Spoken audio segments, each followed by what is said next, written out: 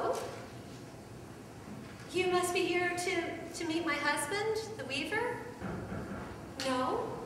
Oh, I know. You're here. You've heard those stories. That Luke fellow, my goodness, what a storyteller. Ah, well, you're probably here to see my brother Levi, the shepherd. It's amazing how many people have come here since Luke's story.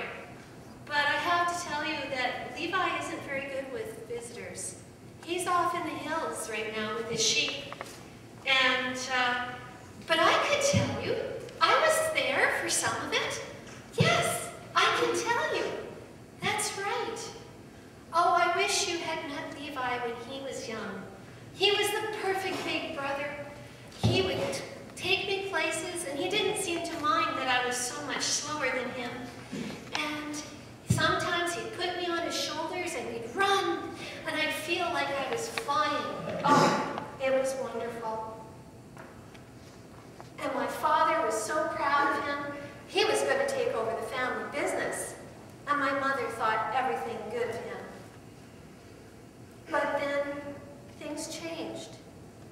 He got older, and something happened to him. I don't know what. I wish I did know. He started talking to himself, and, well, that's not a big deal, talking to yourself. But then he sometimes would argue with himself, and that was strange and uncomfortable. And we started really worrying about him, and we didn't know what to do. And he would go off in the hills by himself, and he'd come back dirty and his clothes torn, and we didn't know what to do to help him. My mother took my father aside one day and said, "Miriam is getting ready to get married. She's at the right age. She needs to find a husband. And who is going to marry her if Levi is acting that way? The neighbors are starting to talk. We have to send Levi away, or else we'll be burdened with Miriam all our life." I hated to hear that. My father got angry. I didn't like listening to that.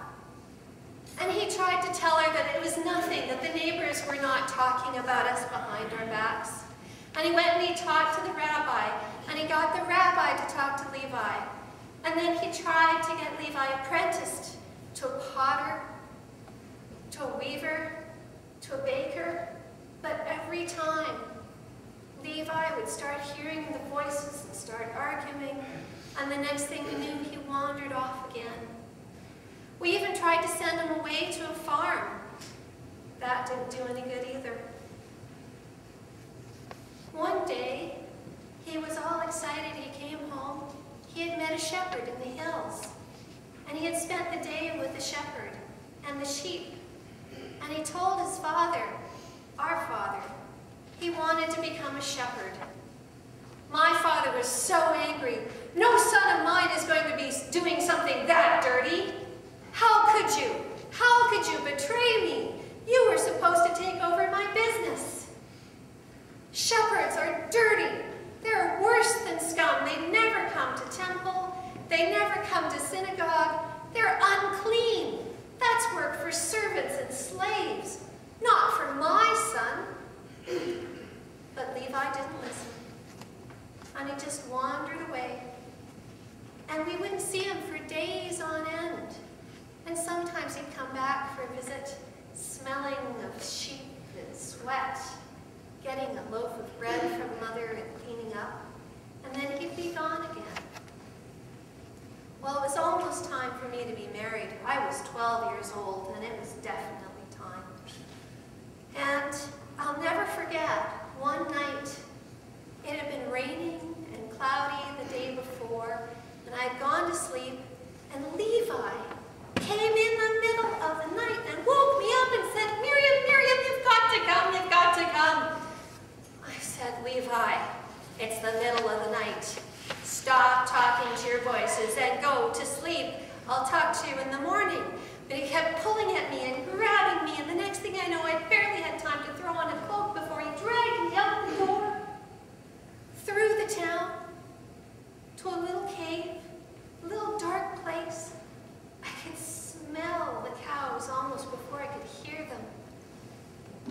was crowded in there. There were other shepherds there, lots of shepherds.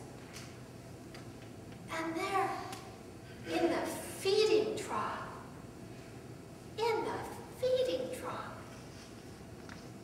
was a baby. A baby. I put my finger out, and the baby grabbed my finger with his whole hand. I asked the mother what was the baby's name, and she said, Yeshua bar Yosef. So then I knew the father, who was quite a bit older, was Yosef. And the mother didn't look much older than me, very young. It must have been her first baby.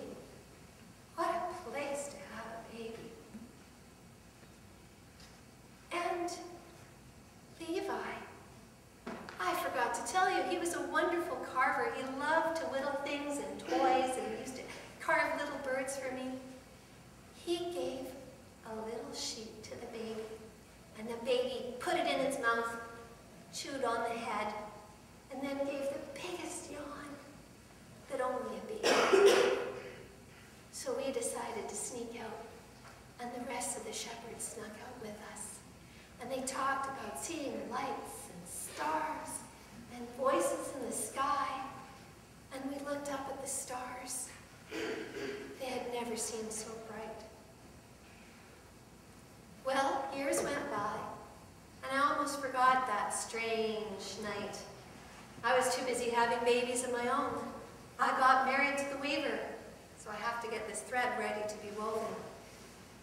And one day, when my kids were much older, Levi, who used to come and play with them, and I would watch him carefully because I never knew about those voices what they would do, came to the house and said, Miriam, Miriam, you gotta come. Oops.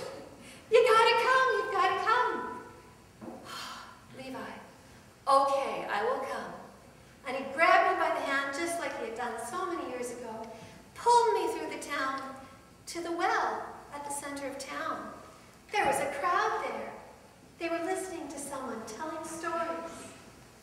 The stories were making them laugh. We could barely see who it was that was telling all these stories with the crowd. And I asked someone, who's telling the stories? Who's making everyone laugh so much?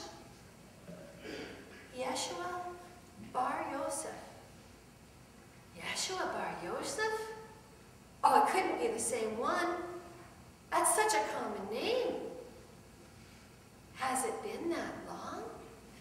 And I realized it had been that long. My children are almost grown. And Levi, still grabbing my hand, decided he was going to push all the way to the front of the crowd, pushing through people and talking to himself and waving his other arm. And I felt so embarrassed. Oh, the neighbors, what would they think? This was terrible. And he gets there to the front where this young man with big brown eyes looks at him. And my brother is talking and talking and talking, and I just felt my cheeks get so red. Oh. And Yeshua bar Yosef put his hands on my brother's forehead and said, peace be with you, brother. And he turned to me and he said, it must be hard having so much love and so much fear in your heart for the same one.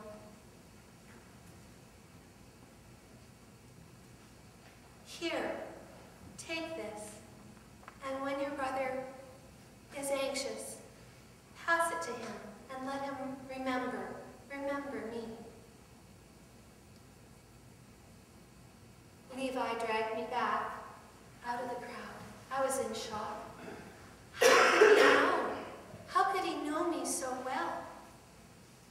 And I looked down at what he had given me. It was the sheep my brother had carved for the baby so many years ago. I wish I could say that Levi was fixed